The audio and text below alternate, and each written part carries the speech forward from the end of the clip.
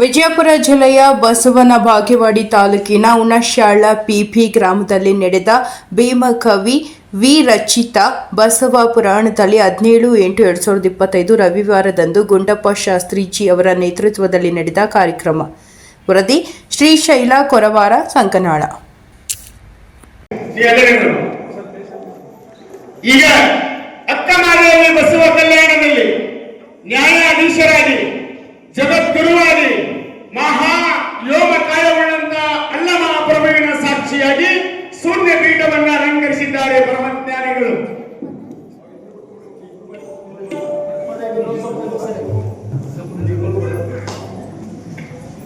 ಬಸವಣ್ಣನ ಮೊದಲಾಗಿ ಎಲ್ಲಾ ಶರಣರು ಕೂಡ ವೈರಾಗ್ಯ ನಿಧಿಯಾದ ಅಕ್ಕಮಾರಿಯಲ್ಲಿ ಬರುವಾಗ ಶರಣು ಶರಣಾರ್ಥಿ ಶರಣು ಶರಣಾರ್ಥಿ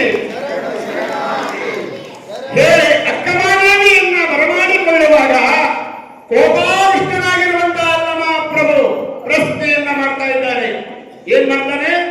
ಉದಮದ ಯೌವನವನ್ನೊಳಗೊಂಡ ಸತಿ ನೀನು ಇತ್ತಲಾಗೆ ಬಂದೇವ. ಸತಿ ಎಂದರೆ ಮುನಿವರೋ ನಮ್ಮ ಶರಣರು.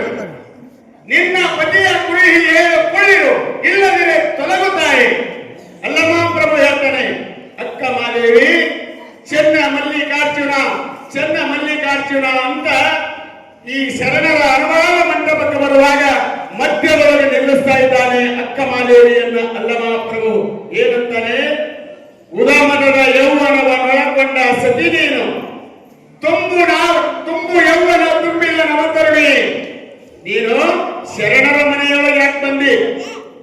ಶರಣರ ಮನೆಯೊಳಗೆ ನೀನು ಬರಬಾರದು. ಯಾಕೆ? ನೀನು ತುಂಬಿದ ಯೌವನದ ತರುಣಿ.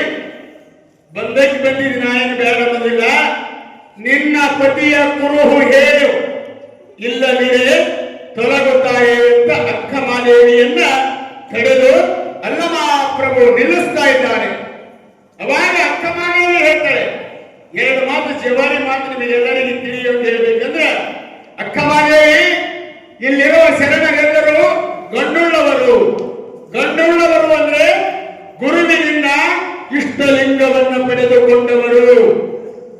ನೀನು ಲಿಂಗವನ್ನ ಪಡೆದಿದ್ದೇ ಆದರೆ ನಿನ್ನ ಗುರುವಿನ ಹೆಸರು ಅಂದ್ರೆ ನಿನ್ನ ಗಂಡನ ಹೆಸರು ಹೇಳಬೇಕು, ಇಲ್ಲಿ ಬಂದು ಕುಂದಿರಬೇಕು.